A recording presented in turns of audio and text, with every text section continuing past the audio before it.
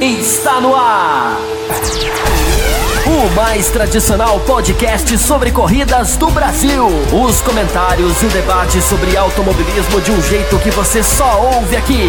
A partir de agora, Thiago Raposo, Diogo Gomes e Fábio Campos apresentam Café com Velocidade. Café com Velocidade. A dose certa na análise do esporte a motor.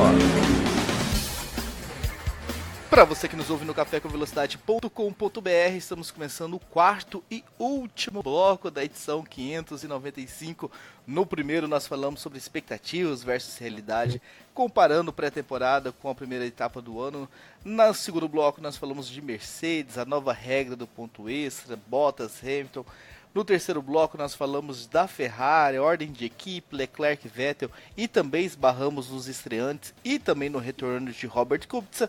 E nesse quarto bloco vamos falar de alguns outros assuntos que ficaram ali faltando, as outras equipes, mas eu quero começar falando de Charles Whiting, um nome aí que realmente faz parte da história da Fórmula 1, desde lá dos primórdios, Brabham, depois virando aí diretor de equipe.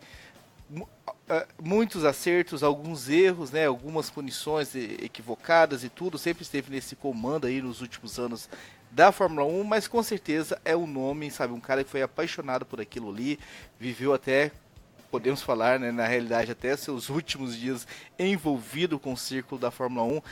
Adalto Silva, o que você pode falar pra gente de Charles White e o que representa essa perda para a categoria? Representa muito porque... Primeiro, o Charlie Whiting, eu acho que foi o único cara que era realmente querido lá. Na Fórmula 1 ninguém gosta de ninguém, né? Todo mundo se odeia ali. Impressionante. O ambiente é tão competitivo que você acaba não gostando das pessoas lá, né? Quem tá lá dentro, né? E ele não. Ele era um cara que todo mundo gostava, todo mundo parava para cumprimentar. Ele era um cara muito cordial. Então, é uma perda muito grande para a Fórmula 1.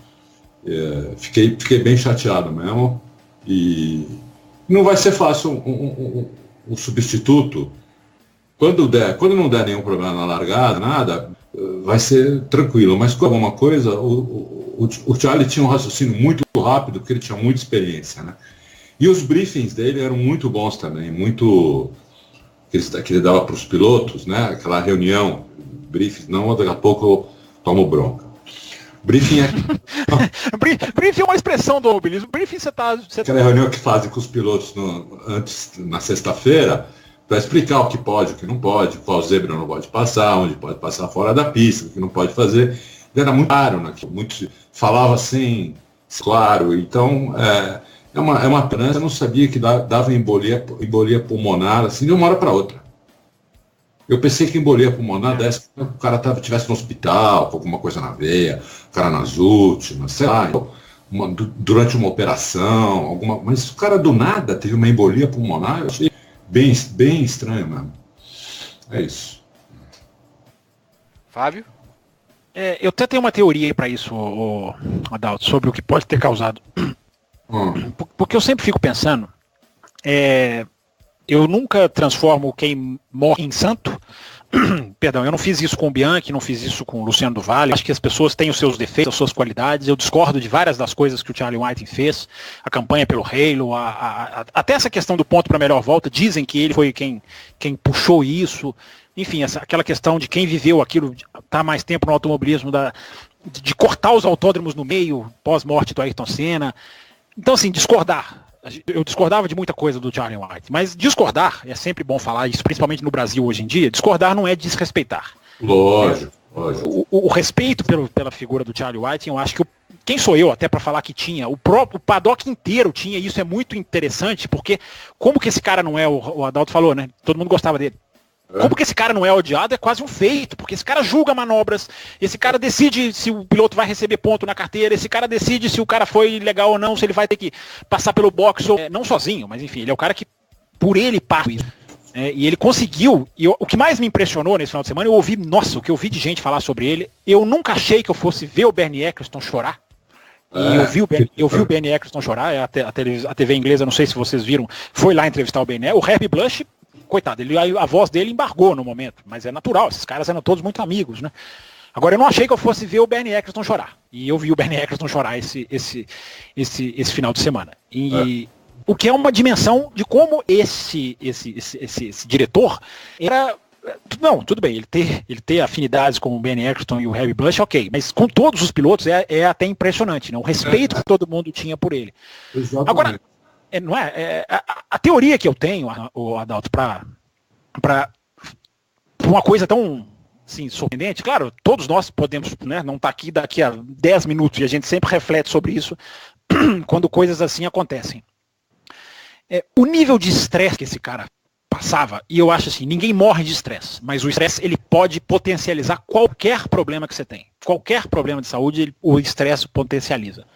Mesmo sempre tendo relatos de que o Charlie Whiting era uma pessoa até de risada fácil, uma coisa que eu não conheço porque eu não conheço ele, fala que para mim é até um pouco surpreendente, porque a gente sempre mais acostumado a ver o Charlie Whiting ali, nunca sisudo como o seu ex-patrão, mas sempre sério.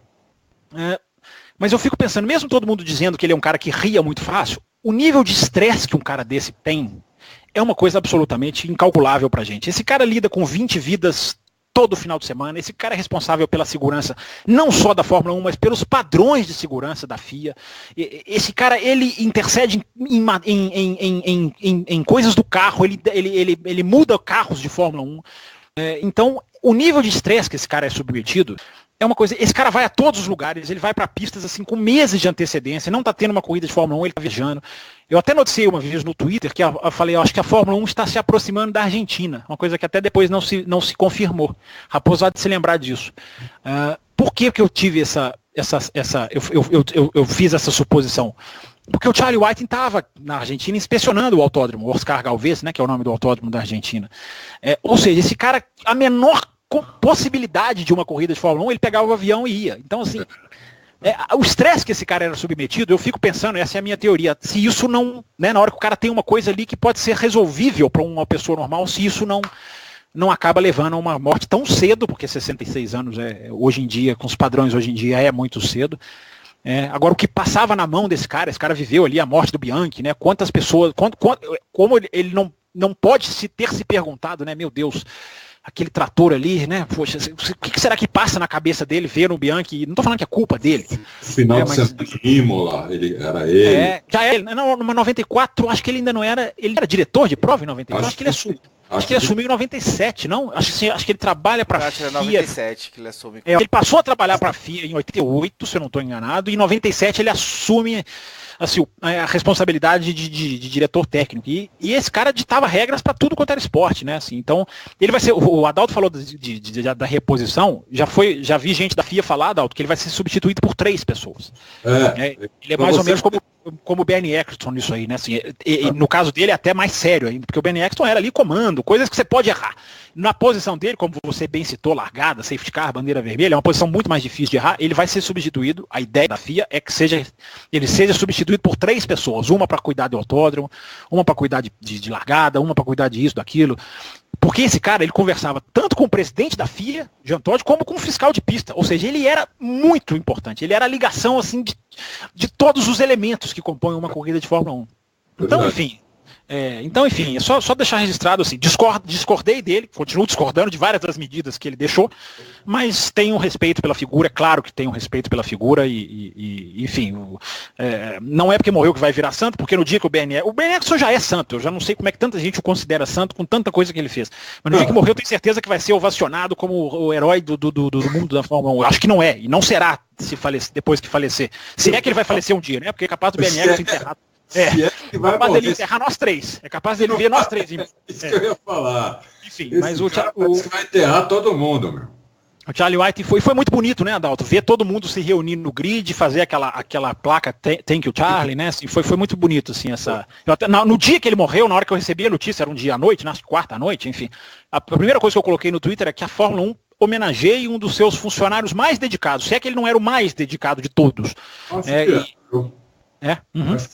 Eu conheci pessoalmente, eu acho que era muito dedicado e gostava demais do que fazia. Isso sem dúvida. Adorava a Fórmula 1, adorava tudo aqui. Sabe, um cara que era o sonho do cara, entendeu? Poucas pessoas conseguem realizar sonhos assim, né? de trabalhar onde quer, onde gostaria de estar, e você via isso, era latente nele, entendeu? Ou seja, era feliz, né? O que é o mais importante de tudo, né? Exatamente, era feliz, era um cara feliz. Não era um milionário, nada disso, mas era um cara muito feliz e muito bem quisto, que é muito difícil isso na Fórmula 1. Olha, pouquíssimos são. O Emerson é bem quisto lá. O Jack Stewart, talvez, também, né? É bem quisto, mas tem alguns que arrumou problemas com as pessoas durante ao longo dos anos. Ele arrumou alguns problemas, ele arrumou problema com o Hamilton, arrumou problema com o Senna, não sei se você lembra. Não, o Jack Stewart com o Senna não me lembro. Era muito menino. Então, na verdade, o Nick Lauda é um cara que, apesar do jeitão dele, é um cara querido também. É verdade. Alguns ex-pilotos são, mas os caras que estão lá atualmente... Exato. E fazendo o que ele faz, né, Adalto? Punir piloto. Ele punia, o piloto sentiu, né? Todo mundo homenageou, né? Exatamente. É um daquele, né, que a gente, os últimos praticamente 30, 40 anos ouvindo falar dele, né, seja na Brabham. O Fábio Campos, que tem essa idade, vai lembrar mais ainda, mas... Não vou não. Você não venha falar isso de mim, eu só vou te lembrar que... Porque eu não estava vivo nessa época, mas ele começou na Heskett, no finalzinho dos anos 70, então foi até antes, depois é que passa para Brabham. Mas eu não vivia a Heskett, tá? Eu não era nascido no final dos anos 70. Ora, pois. Mas com certeza, sabe, vai fazer uma baita falta aí, né? Isso vai mesmo. O tempo passa, né? E é normal a gente acostumar, é uma nova Fórmula 1 que tá surgindo aí, querendo até não plagiar o Galvão Bueno, né? Com esse slogan que ele adora, né? A nova Fórmula 1. Mas depois que a saída do Bernie, agora essa saída em condições diferentes do Charlie White, né? É uma renovação que está acontecendo realmente brutal na categoria com anos aí, essa inesperada, mas vai forçar uma inovação. E ele, né, Raposo, só para terminar, desculpa te interromper, todo mundo que morre a gente fala, vai fazer, né, é um jeito de expressão de se homenagear. No caso dele é fazer falta, porque ele tá aqui, perguntaram pro Vettel, né?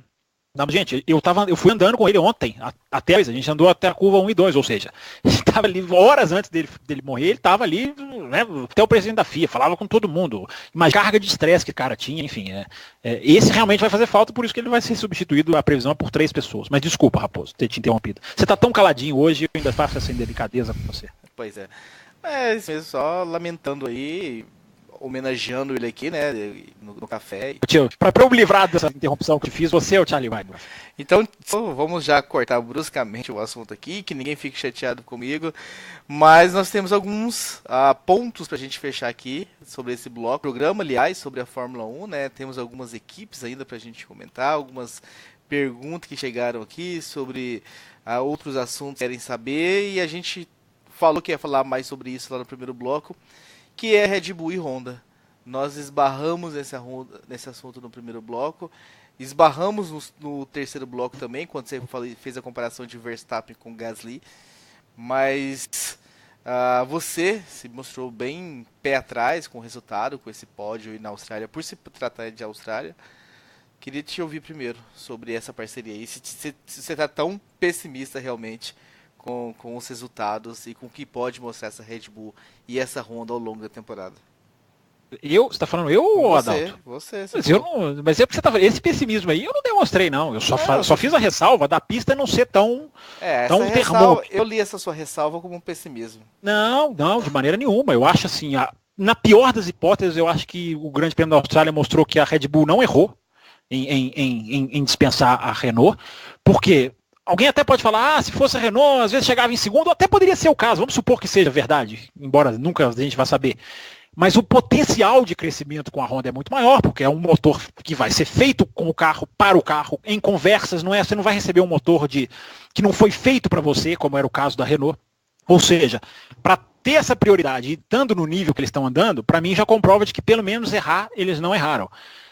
Inclusive, Raposo, eu não sou pessimista, porque a informação que eu vi de alguns jornalistas é de que o motor da Honda conseguiu fazer 7 grandes prêmios sem quebrar no dinamômetro, claro. É sempre uma referência que não é exatamente a pista, mas porque a gente viu a Honda até o ano passado era assim, a confiabilidade é o calcanhar de Aquiles, para usar uma expressão. Primeiro estou usando uma expressão em português.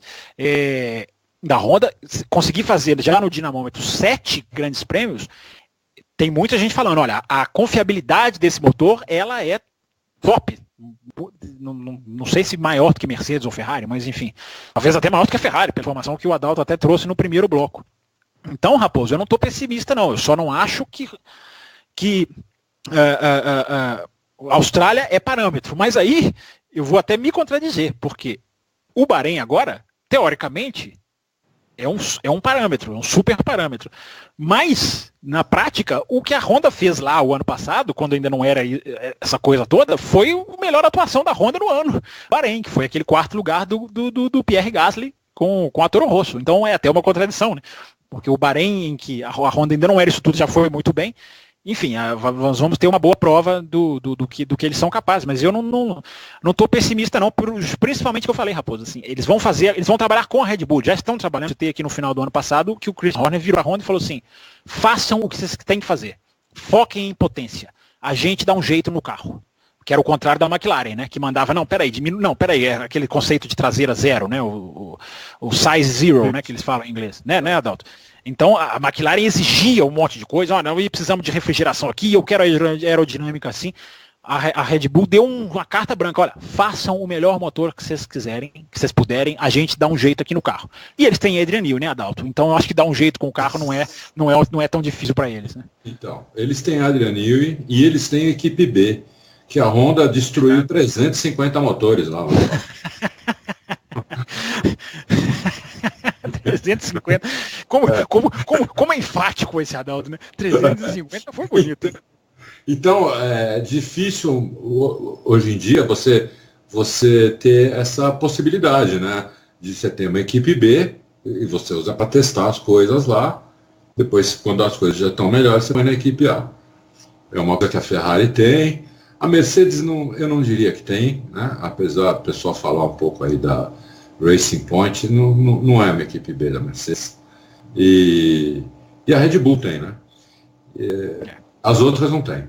Então, agora sobre o motor Honda, eu prefiro esperar mais um pouco. Eu estava muito cético. E na pré-temporada eles andaram bastante, mas eu tive informação que também tiraram potência, né? Eles punham e tiravam potência, punham e tiravam potência. Você diz durante a pré-temporada ou após a pré-temporada?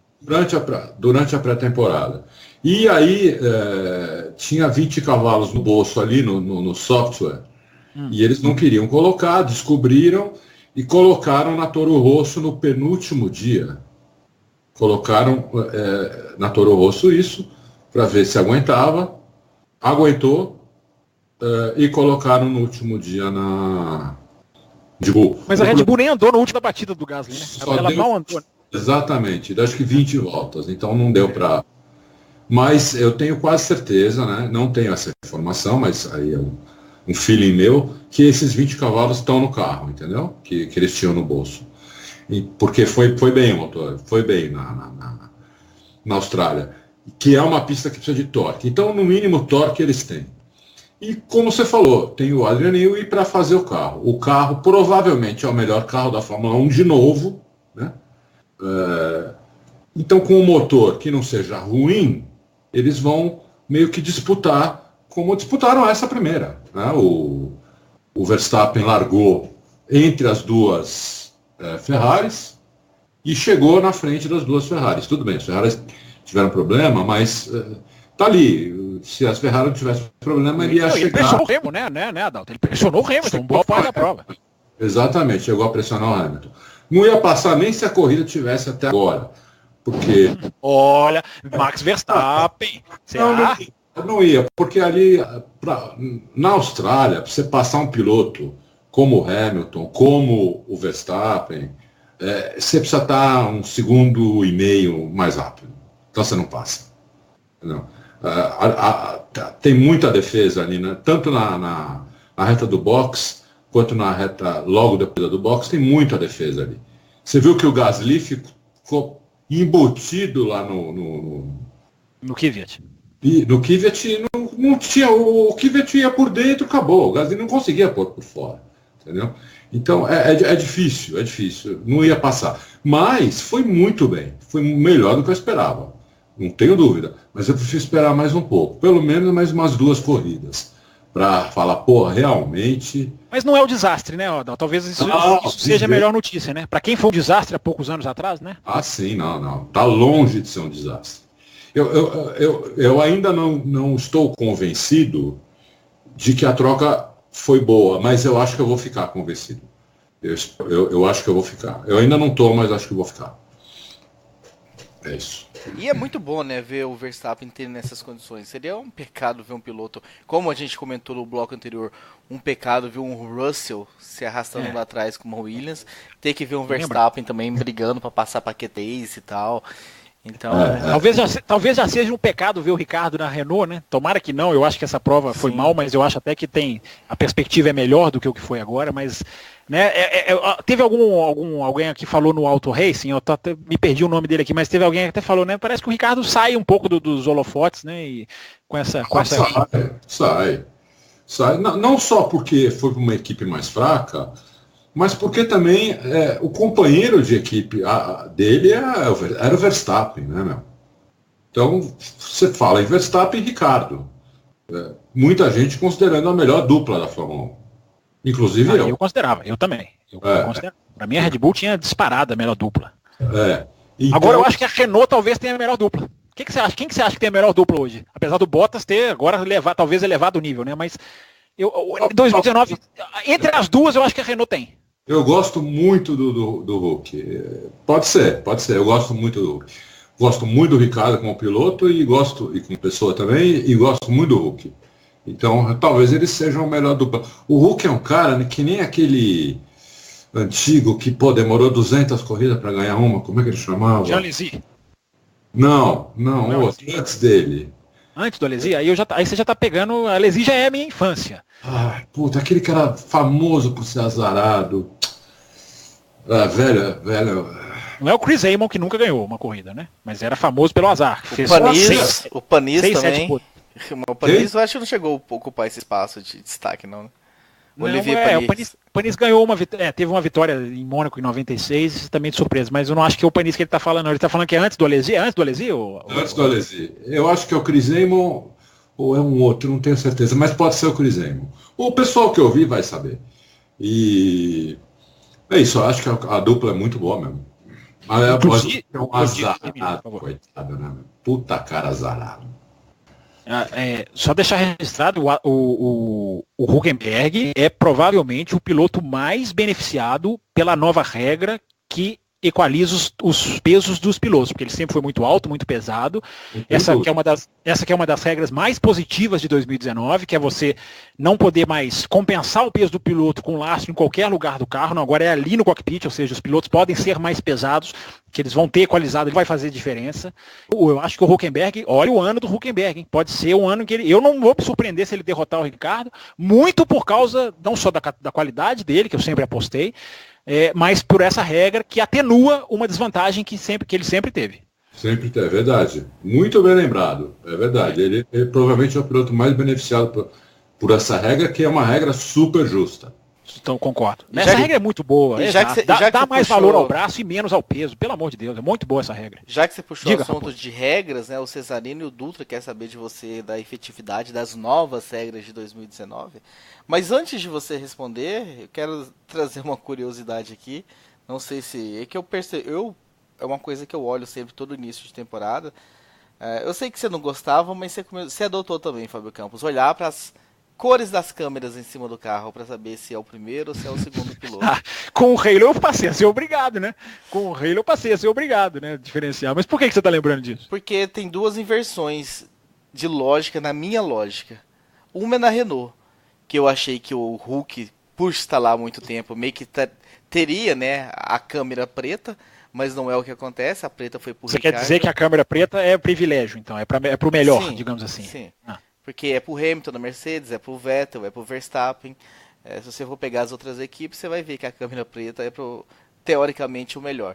Mas na Renault não, na Renault isso está invertido e também... Não, mas o Ricardo não é o mais cotado? Não é natural ele ficar com a câmera preta? Meu Deus, nós estamos discutindo a cor da câmera, mas sim, vamos lá, pro ouvinte pensar.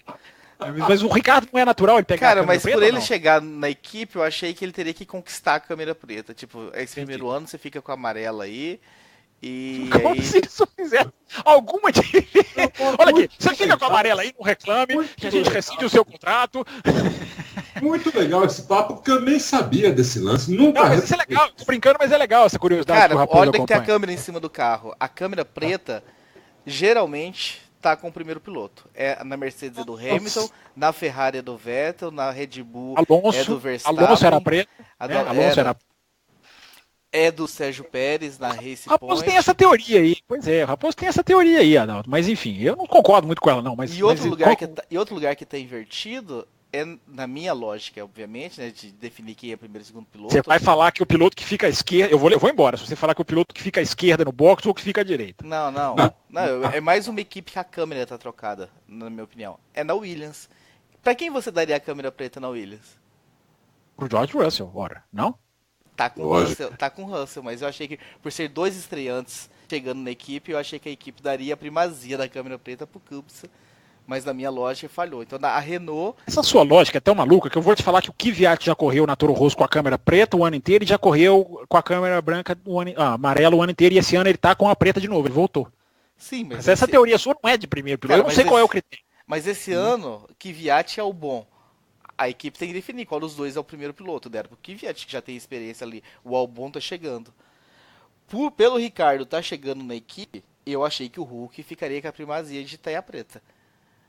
Pensa em Caiu número, nesse assunto. pensa Eu tô em números interessado. pensa em números de carro. É O que você falou, Ricardo foi pago ganhando 20 milhões, não tem como não dar a câmera preta pra ele. pensa, Quem tá ganhando? Quem? Tá ganhando 20 milhões? O Ricardo. Ah, tá, o Ricardo, tá. Sim, é só tá você ganhando, pensar em números do carro na época que os números era pela ordem de classificação de construtores.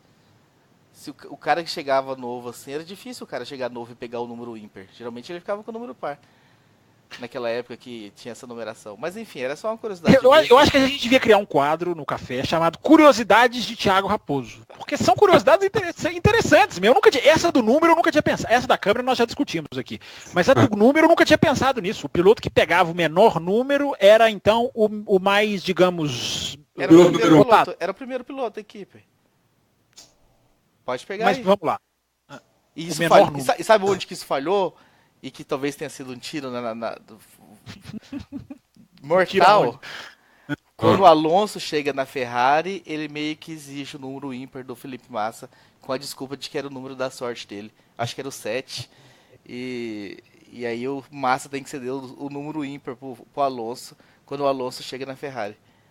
Eu gostaria só de falar para o ouvinte, na transparência que me é peculiar, que são 00:56 da manhã, nós estamos gravando, e essas teorias do Raposo são malucas. Eu só gostaria de deixar isso claro. Não, tá aí, mas, ó, mas eu tô brincando, Raposo, mas é legal, são curiosidades legais, Se- tá? Eu não tô diminuindo não, a se sua. você a chega, sua. se você fala pra mim então que o Ricardo tem a primazia em cima do Hulk e que o Russell tem em cima do Kubica, pra você a regra é 100%. Eu tô falando, me furou em duas equipes. Pra você Não, não, mas furou eu em nenhuma. Mas eu não estou dizendo que a câmera... Para eu corroborar este pensamento, eu tinha que dizer que há o privilégio. Mas eu não acho que há privilégio na Renault. Tudo bem, há o salário, como o Não, Adalto é falou. aquela coisa só de, sei lá, o piloto mais velho da equipe, ou o primeiro piloto. O Verstappen mudou. O Verstappen ano passado corria de amarela e o Ricardo com a preta. O Ricardo saiu, se não tivesse lógica nenhuma, o Verstappen seguia com a amarela. Mas ele mudou, ele tá com a preta esse ano. E o Gasly tá com a amarela. Ou seja, Curiosidades da ou Fórmula 1 seja, com o Thiago existe Raposo. lógica nisso aí. Senão ele simplesmente seguia com a amarela o Verstappen. Você diferencia os pilotos pela câmera e o Adalto, você diferencia os pilotos de que maneira, Adalto? Se você falar que é pelo capacete, eu vou duvidar, mas eu vou aceitar. É pelo capacete. Eles querem que eu vou embora, vai dar 1 da manhã, eles estão pedindo para eu deixar o programa. Eu não consigo, como Halo, eu perdi completamente a capacidade, principalmente capacetes parecidos, né? Tem pilotos que têm capacete, por exemplo, o Kubica e o Russell estão vermelho, tem aquele vermelho ali. Eu briguei com o Raposo sobre isso. Eu falei, que absurdo você olhar para a câmera. Hoje eu sou obrigado a olhar para a câmera. Era mais fácil. O Hamilton, quando tinha o capacete amarelo, era mais fácil. É verdade. Aliás, se bem que em 2013 o Hamilton e o Rosberg tinham um capacete amarelo, né? Depois o Hamilton passa pro prata, né? Que na verdade não é uma câmera, né? É um T que tem ali em cima, mas tem gente que nem a câmera nem tá ali, tá do lado, assim, é uma câmera diferente. Tem alguns, mas como o peso tem que ser igual, todos têm que carregar. Mas bem lembrado, todos têm que carregar a peça, né? Aliás, fez uma falta na pré-temporada absurda. A partir de agora eu vou olhar a câmera. Puta, eu nunca tinha visto isso. Câmera preta, primeiro piloto. Mata isso. Cuidado, Adalto. Isso é viciante. Um cara rodou, você não sabe quem que é, porque a câmera tá meio de lado assim. Olha pra câmera, preta é o primeiro piloto da equipe, amarelo é o segundo. Mas hoje em dia tem os números também, gente. Hoje em dia tá bem mais fácil os números. Parabéns à Liberty, né? Que colocou regras de tamanho, de posição no carro. Isso também. Isso eu tenho olhado muito os números também. Mas cuidado, tá? Porque é viciante. É viciante, você passa a olhar para essa câmera mais do que você olha pro carro. Cuidado com o Thiago Raposo. Cuidado. Fábio Campos, as novas regras. As novas regras vão responder rapidinho, porque eles já sabem mais ou menos a minha posição. Acho que eles mandam para me provocar. Não dá para dizer na Austrália, nós temos que ver, eu acho que nem Bahrein, embora eu sempre diga, né, o Bahrein é o circuito mais apropriado para a Fórmula 1 da era moderna, para se ter grandes corridas. Aliás, que notícia chata dessa terceira zona de DRS no Bahrein, entre a curva 2 e o hairpin, a curva 3 e o hairpin na curva 4, ali nunca precisou de DRS, agora a Fórmula 1 vai botar um DRS ali. É triste essa notícia, só queria deixar registrado aqui para o ouvinte que não sabe, a notícia está dada aqui no Café com Velocidade. Até o Bahrein cede agora 3 zonas de DRS e, repito, num ponto ali em que sempre teve boas brigas, boas ultrapassagens, sem precisar de DRS, é uma pena. Mas enfim, tem um café expresso aí para o ouvinte que quiser, tá lá publicado sobre essa questão do DRS. Então eu acho que o Bahrein, que é uma pista muito propícia para ver boas corridas, talvez nem ele seja fatal, porque aí nós vamos chegar na China. Né? E a China tem muita curva de alta, a China vai ser o melhor parâmetro para a gente começar a desenhar. Eu só fiquei com a impressão, ouvintes que perguntaram, o Dutra e o Cesarino, né? Se eu não estou enganado.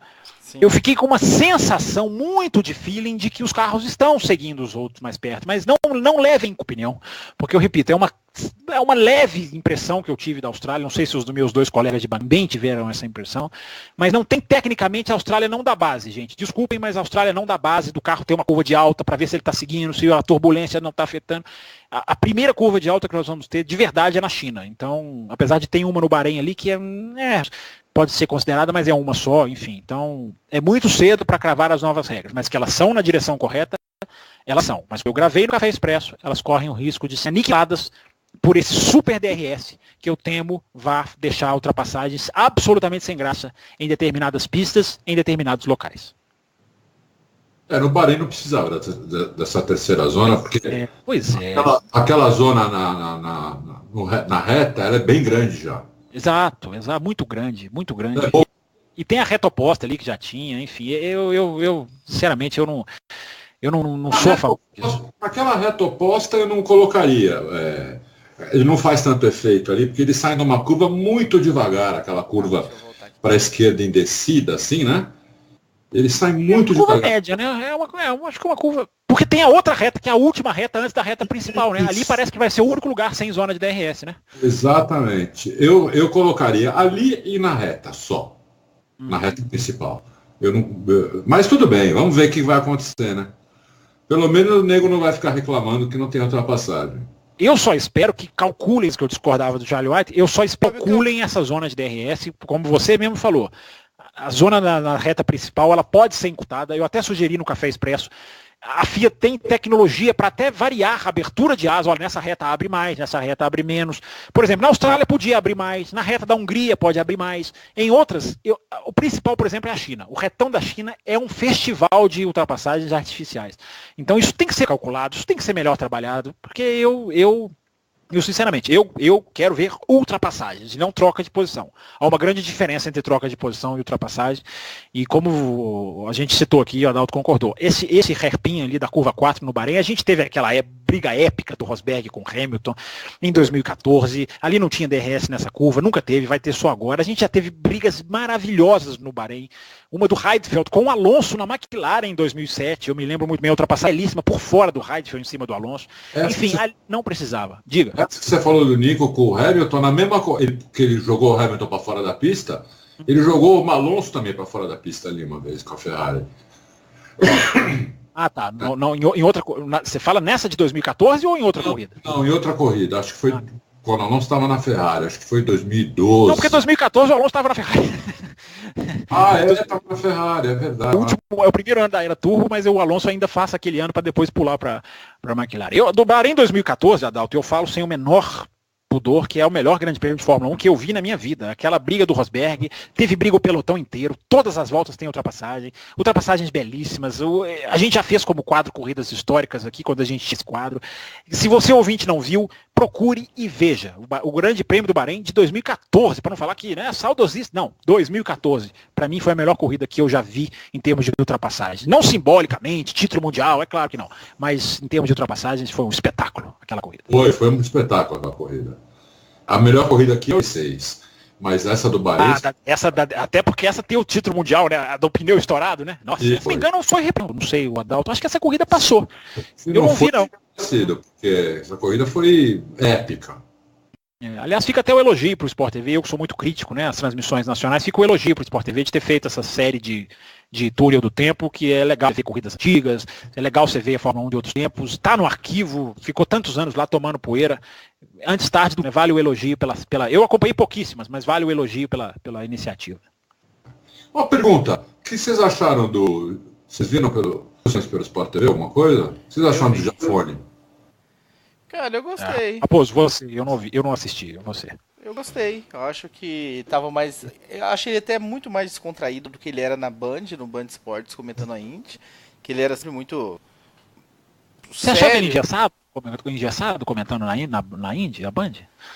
Não, ele se permitiu. Talvez o Sérgio Maurício tenha puxado isso dele, sei lá, ficar um pouco mais relaxado. Então, soltou algumas piadinhas. Não piadinhas do tipo... Ele falou assim, tô aprendendo ainda.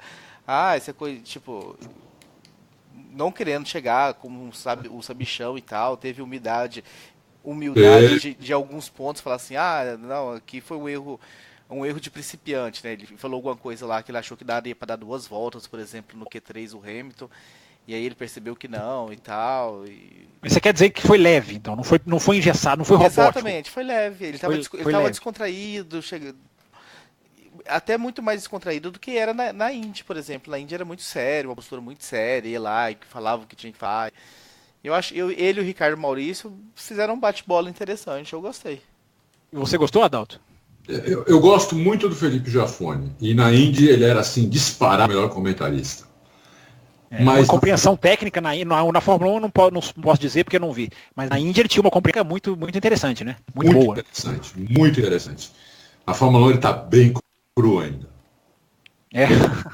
Ó, eu só posso falar o seguinte, eu detestei que a Sky Porter de pista colocou lá o Karun Chandok, que tudo bem, tem lá suas qualidades, mas não tem o mesmo jeito, pessoal. Então eu vou ficar... Kravitz, né? Tirou. Assim, ele continua, mas ele vai fazer todas esse ano, o que eu acho que é uma pena, porque é um cara que está na Fórmula 1 há tantos anos, ele tem os contatos com as equipes, enfim.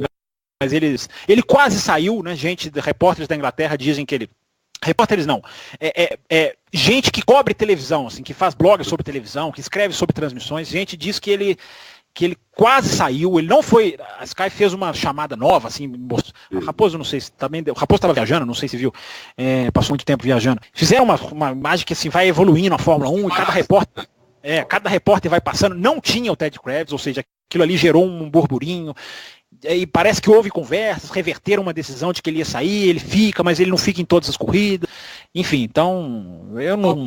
Porque ele conhece muito, é gente boa. Fui jantar com ele uma vez, não eu e ele, mais uma galera. E ele adora o Brasil, inclusive. Adora o Brasil, adora caipirinha, adora, uma figuraça, uma pena. E conhece... acima de tudo, exatamente, isso que eu ia falar. Acima de tudo tem um conhecimento muito... Mas a Sky, como a equipe dela está muito grande, todo mundo parece que vai revezar, menos o narrador e menos ali os principais. Aliás, até é bom que não reveze, porque eu acho que o narrador é fantástico e de técnica de narração. Ele estava falando, eu acompanhei toda a pré-temporada, não sei se você sabe, Adalto, apesar de eu ter visto sua cobertura muito boa no Auto Racing, eu até gravei um Café Expresso que eu assisti às 8 horas de todos os dias, dos 4 primeiros dias de pré-temporada. Foi um sacrifício enorme, assim. Quase que eu desisti, porque é uma transmissão muito pobre, com muito pouco recurso. A transmissão, digo, em termos de gráficos, né? As pessoas que estavam na transmissão, fizeram um trabalho legal, conseguiram levar 8 horas, tem nesse esquema, entram na cabine, sai outro, volta, mas foi uma coisa legal. Levaram lá o Franz Tost, enfim, conseguiram fazer uma coisa assim, que não é feita normalmente. Mas eu nem lembro mais por que eu estou falando isso, porque eu quis dizer que a equipe da TV inglesa é tão grande que eles vão revezar, e ninguém vai para todas as corridas. Enfim, eu esqueci exatamente o que eu queria dizer, mas está dito, é isso aí. Para fechar, nós temos aqui as estatísticas do JF, que é um quadro aqui, o Adalto. Ele mandou? Mandou. E é um ouvinte nosso que ele pesca umas estatísticas aí, ele manda umas estatísticas, na grande maioria interessantes, mas às vezes ele manda umas descartáveis. Algumas parecidas com a cor da câmera, mais ou menos. A cor da câmera é uma informação útil. Não, a cor da câmera foi legal, eu tô brincando, é legal, é uma curiosidade legal. Não é, útil eu já não sei se é, que você tá falando, mas é legal, é interessante. Ele mandou a primeira estatística, Bottas marcou 26 pontos, mas em Abu Dhabi em 2014 ele marcou 30, então não foi o seu recorde. É aquela aberração da pontuação dobrada. Aquela aberração. A última vez que a melhor volta rendeu ponto foi em 59, no GP de Sebring, onde Maurice Trignant fez a melhor volta com Cooper em 3 minutos e 5 segundos. Maurice Trantignan, não seria o Trantignan? Essa pista de Sebring tá igual ao que era naquela época, viu? Inclusive correu lá, o Eck correu lá esse final de semana. É impressionante, meu. A pista tá igualzinha. Legal ver isso, né, Adalto? Assim, uma pista preservada, né, na sua essência, né? Legal ver isso. Peraí, eu tô falando também, mas faz uns 6 anos. Você se entregou, hein? Eu tô achando que você estava em 1959, eu tô achando... Agora você vai ter que se explicar. Não é possível. Faz uns 6 anos que eu vi que eu tive lá, que eu vi. Então, de 6 anos pra cá, eu não sei se mudou alguma coisa. Mas até 6 anos atrás era a mesma. Tá igual. O Raposo acompanha as categorias. Você assistiu o EC, Raposo? O EC não, o INSA, né? É o EC ou o INSA? O EC, né? Foi os o EC dois mesmo, correram lá. Os dois teve a prova das duas. Entendi, ok. 4º ano seguido que Hamilton larga na pole na prova de abertura e não vence. Essa é interessante, hein? É uma estatística até que a televisão oficial gerou, né? Um pole venceu em 7, agora a gente já pode mudar para 8, né? Os últimos 8 grandes prêmios da Austrália, só uma vez o pole venceu. Olha que essa estatística é bem interessante mesmo. Interessante porque é uma pista difícil de ultrapassar, né? Pois é, rapaz, é verdade. É verdade. Hamilton possui 84 poles, igual a todos os outros pilotos do grid somados. Nossa, que interessante. Essa, parabéns, JF. Inclusive o Hamilton, se eu não estou enganado, não sei se essa estatística está aí, Hamilton se iguala ao Schumacher em Suzuka e ao Senna em Imola, com 8 poles no mesmo lugar. Sim, é isso mesmo. Essa estatística está aí? Não sei, mas eu ouvi. Aqui não. Pois só para complementar então. Também isso que ele falou é muito interessante, né? A soma de todo o grid dá 84. Que coisa impressionante, hein, Adalto? Não sei se você sabia dessa. Não sabia não. Impressionante. Eu não sabia não. O último pódio do motor Honda havia sido na Inglaterra em 2008 e a última volta liderada também em 2008 no Canadá, ambos com Barrichello. Primeiros pontos da Racing Point na história e primeiros pontos da Alfa Romeo desde 84. Racing Point existe oficialmente a partir do Grande Prêmio da Bélgica do ano passado. Agora ela se chama, mas a direção, a equipe que é oficialmente começou no Grande Prêmio da Bélgica do ano passado. Essa estatística eu discordo, senhor Leandro JF, mas enfim. Mas não é, Adalto? A Racing Point não estreou com a compra da Force India, não foi na Bélgica no ano passado? Ora, bolas. Primeira vez que o número 63 corre na Fórmula 1 sobre regras de Fórmula 1. Não entendi essa. Sobre regras de Fórmula 1? Você vai ter que se explicar nessa daí, porque... Primeira vez que o número 63 corre na Fórmula 1 sobre regras de Fórmula 1. Porque é um dos números que estrearam, talvez, né? Porque, por exemplo, o 88 do Kubica já foi usado pelo Harianto, o 26 do álbum era o do, se não me engano, era do Não, mas tá Verne. Muito mal escrito. Você pode tentar justificar, mas tá muito mal escrito. Não, eu tô só falando de outra coisa. Eu tô falando que os outros números, uma outra curiosidade, os outros números praticamente são todos repetidos. O 4 do Norris já foi usado pelo Chilton, enfim, o 63 talvez seja o primeiro a ser o único dessa leva você agora. Lembra do Max Chilton? Vocês têm uma memória incrível, meu. Ele estuda antes. Mas antes do café, eu sabia que a gente ia falar do Chilton e fui. É um absurdo isso. Mas vocês não lembram? Gente, o Chilton foi 2014. 2013 e 14. Não faz tanto tempo assim, ora bolas. É porque mas você lembrou do nada. Você lembrou até. Eu tô pensando nos números, né? Eu tô pensando nos números, né? Os que já foram usados. Eu gosto muito de números, enfim. O 10 do Gasly foi usado antes pelo japonês lá, o Kobayashi. Eu gosto muito dessa questão de números, eu acho legal. E a última estatística, Gasly só falhou em passar do Q1 uma vez com a Toro Rosso. E já empatou de Red Bull. Vale só o registro de que foi um erro de cálculo, né? Não é a questão de que ele não mostrou velocidade, né? A Red Bull achou que tinha tempo garantido, não fez a segunda volta e dançou. Só deixar isso. O Gasly um de alguns pilotos que não vai dormir até a corrida do Bahrein. Até o Bahrein, né? Não vai dormir. Porque o cara de Red Bull, ou chegar onde ele chegou, não pode. E você acompanhou muito a pré-temporada, né, Adalto?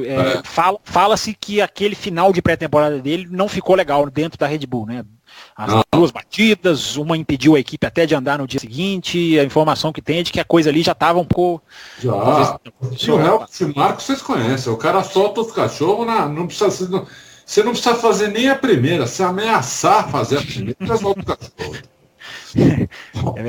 O cara está totalmente pressionado já. Tudo que a Fórmula 1 já tem pressão, o moleque deve estar tomando 20 remédios por dia para conseguir dormir.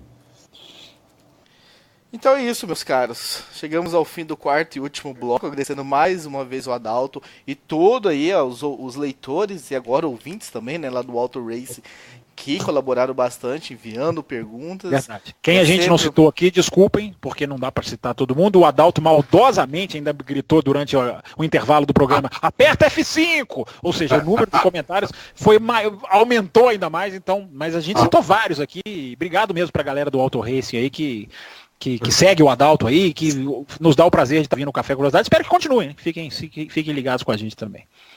Sim, não tem dúvida. E vou falar uma coisa pra você. Se você apertar o F5 agora... Não vou fazer isso. Eu me recuso. São 1h15 da manhã, ouvinte. São exatamente 1h15 da manhã. Eu não vou apertar o F5 para não me irritar. Não vou. Pela primeira vez o Adalto vai falar uma coisa que eu vou desobedecê-lo. Eu não vou. Âncora, uma pergunta para você. Você gostou dessa nova versão de blocos mais curtos e mais blocos? Você está satisfeito então, senhor Âncora? Para você encerrar o programa. Eu tô, mas quem tem que estar satisfeito e dar os feedback pra gente é os ouvintes, né? Eu acho que a ideia é que eles tenham essa facilidade, não ter um programa de 1h30, de repente ter que pausar o programa, depois lembrar onde voltou e tal. E tem um programa mais curtinho ali, vai dirigindo ali pra lá, ouve o primeiro bloco, depois dirigindo de volta ouve o segundo. Vai na academia, 40 minutos de esteira, tô quebrando o galho, o cara não tem que fazer 1h30 de esteira, faz 40, já tá bom pra voltar pra casa. Então, pra dar uma facilitada e uma quebrada, acho que não muda muito aqui pra gente, porque a gente acaba de gravar um, já começa a gravar o outro, acaba não aumentando tanto assim. Então, eu fiquei satisfeito. Agora vamos esperar os ouvintes dar o feedback deles. Legal. Esperamos e estaremos atentos. Adalto, brigadão novamente pela parceria. Tamo junto sempre. Isso aí. Adalto, se eu não me engano, Adalto, dos 10 últimos cafés, eu acho que você participou de uns 7. Então você já tem a chave da porta. Legal. Gostei de participar. A gente só vai a segunda vez, né? Quando a gente gosta da primeira. Só é na terceira quando a gente gosta da segunda. Então, tá bem legal aqui. Obrigado pelo convite. E valeu para vocês e para todos os ouvintes. Então é isso, galera. Semana que vem a gente volta, Fórmula E. A gente vai dar uma atualizada, a gente perdeu as últimas provas. Eu não em assistir, mas em fazer o programa. E de repente fazer um balanço aí da MotoGP também, da primeira etapa. Então semana que vem, muito mais de esporte a motor para vocês. Até lá. Termina aqui Café com Velocidade, o mais tradicional podcast sobre corridas do Brasil, sempre com Thiago Raposo, Diogo Gomes e Fábio Campos. Café com Velocidade, Café com Velocidade, a dose certa na análise do esporte a motor.